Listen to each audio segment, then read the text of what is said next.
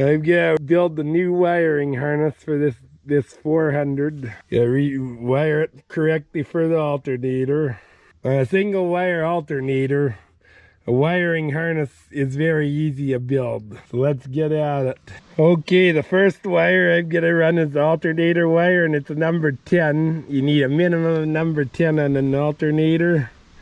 It's black wire. 8 is even better. If 10 is what you have, 10 is adequate. It goes from here, from your feed wire on your alternator, your feed terminal. It follows the route of the harness, which goes over your valve cover, and on these it goes down the side, and it follows the clips right up to your dash. I left lots of extra, maybe too much. Now I haven't changed the coil yet, okay? I'm putting the wire, I'm making the wire long enough. I'm going in front of the alternator bracket. And I'm making it long enough so it'll reach this end of the distributor, because the new ones, the terminals are on the opposite end of the old ones. I'm using a brown wire. The original was black, but I'll use a brown. It's number 14 wire is what I'm using. You could get by with 16 because you're 12 volt. It goes from your coil, and it goes to your key switch. So cut it off, leaving lots of extra. Okay, now if you had a farm tractor, just the distributor wire and the alternator wire is adequate. However, this is an international that's got headlights are going right there. We need to feed those headlights, and they always use 12 gauge purple wire. You can get by with 14 gauge whatever. You could use 14 red if that's what you got, but I'm using 12 because that's what I've got, just like the original. And it goes through. There's gonna be you don't see it because my brace isn't in there yet, but there's a junction on that brace. And this wire goes from here to there to the number 3 terminal on my light switch. Okay, this brings us to our next wire, which is the feeder wire, the main feeder, which is gotta be a number 10 wire. Original was also number 10, but with an alternator for sure you gotta go at least number 10, even number 8. It goes from here to the ammeter. I'm just hanging it out off the dash, out the side of the dash down. It's a number 10 red wire was original. It could be any color you want, but you always want to make a multicolor harness. That's how you trace your wires best. But originally it was a red wire, and I'll use the red again. Now if you got just a Super M or Super W6 or something like that, there's no solenoid, it's just that, and you'd be done. However, there is a solenoid, so I need a trigger wire, and that is number 14 orange wire. Now I could run the orange wire through the dash, but I could take the red wire is about the same length as the orange. I'll give the orange a couple 2-3 inches extra, and because they start the solenoid and go with the dash, they're roughly the same length anyway, so just cut this slightly longer. About like this. See it? Be about 5-6 inches longer. There you go. And those are the wires for the main harness cut. I don't know how well you can see this, but I got this wire out to where it should be. Got this wire about where it should be. The little everything, like I should give her just a touch extra. And the purple wire is also where it should be, so pinch the wires all together and pull them out. And that'll be the start point of my harness, and I'll start taping. Now I always tape them first, and then I loom the harness. That gives you a professional job with tight wires put together. Because the wires have to be tight. If they could just loosely rub through loom, they'll poke holes through the loom in no time. That stuff's, it does protect the wires, but you gotta do it right for it to do much good. So put this together. This is the tricky part, is to get started. Now that I've started, I'll taper up. And as I always say, nice and neat and straight. I could always tape it back some more if I need to. And I don't let the wires cross either. I make sure they're nice. They're the perfect triangle all the way to their next stop, which is the starter.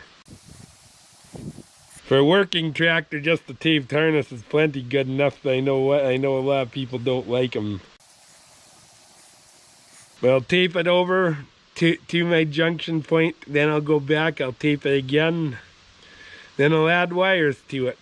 I could do the taping off camera, so I'll shut you off for now. Now the starter wiring,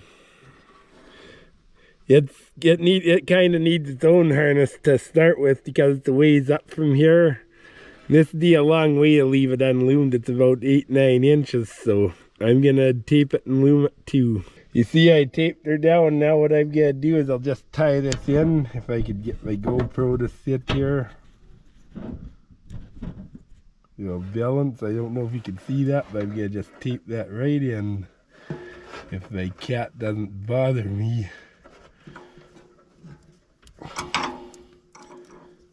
There we go. I got it started.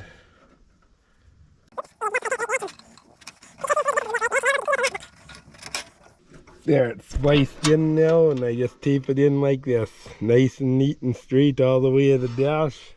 I don't have to worry about stopping for here. And I think these wires are pretty good here. I think I'm gonna just reuse the backlight wires. Well, it's been a few months since I touched the 400. We got busy with work and farming. So let's see what we could do to it. I got the harness hooked up and put in place, or built and put in place. So let's hook it up. First one I'm gonna hook up is the alternator wire. I tightened this up. It was a metric, of course. I had to get a 10mm wrench.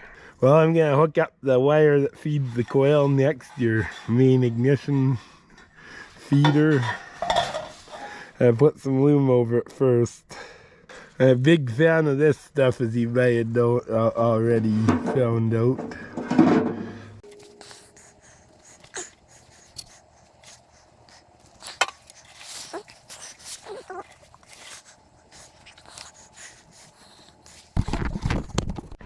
There, the coil is hooked up. On negative ground, you have to have the positive energized from your switch, and the negative goes to the distributor. On positive ground, it's the opposite way. You feed the negative and you put the positive down to the distributor, so you turn your coil around the bracket, and when you go from negative ground to positive ground, assuming you stay at 12 volt. If you're going from 6 to 12, well, then you need to change the coil too. I got the solenoid hooked up, so that's all ready to go. Orange is your trigger wire and red is your main feeder to the dash. I got the wiring done on the back of this, Now instead of going to the L terminal, we don't have that, so everything's got to go off the ammeter, and this goes on the side that's fed from this goes on the alternator side. I put new ammeter, new temperature gauge, new fuse holder, new choke cable, and the oil pressure, a good original oil pressure gauge, so that should be good. It should be ready to go. Okay, I hooked the black wire from the alternator, is hooked to the, let's tighten everything, but I put it on, is hooked to the green wires that go to the L terminal, or to the fuse, and to the light, the key switch, and the red wire that that feeds everything from the battery must be standalone to the by itself. Everything's hooked to everything else is hooked to the alternator wire. Otherwise, your ammeter will not read correctly. Okay, I'm gonna hook the purple wire up to the number 3 terminal now on the light switch.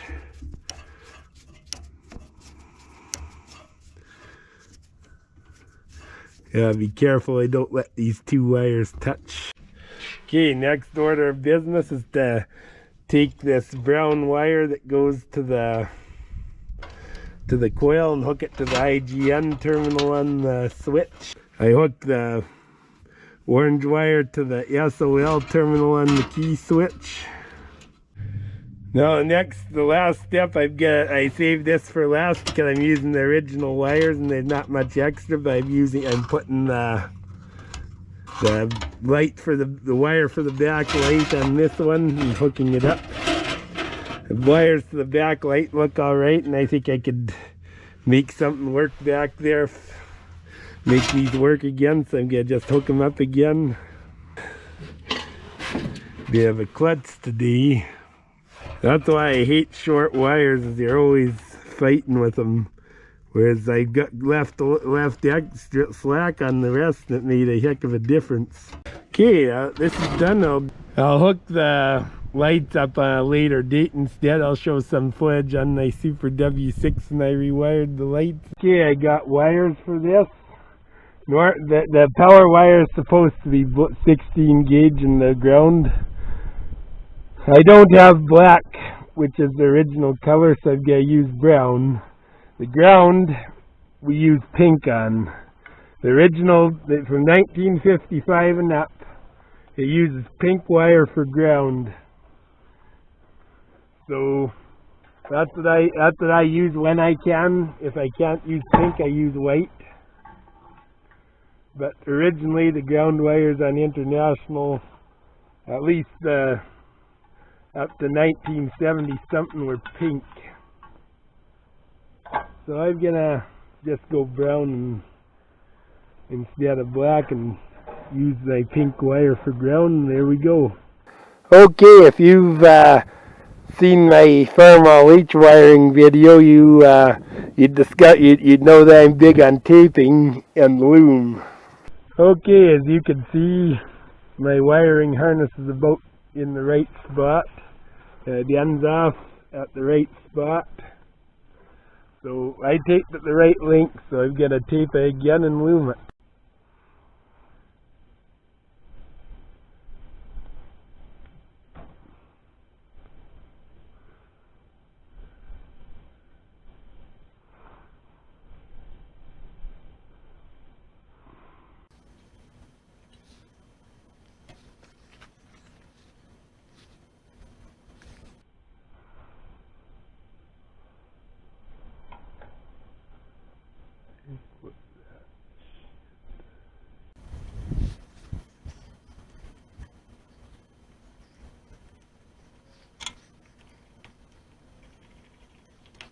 Okay, now repeat with the other side.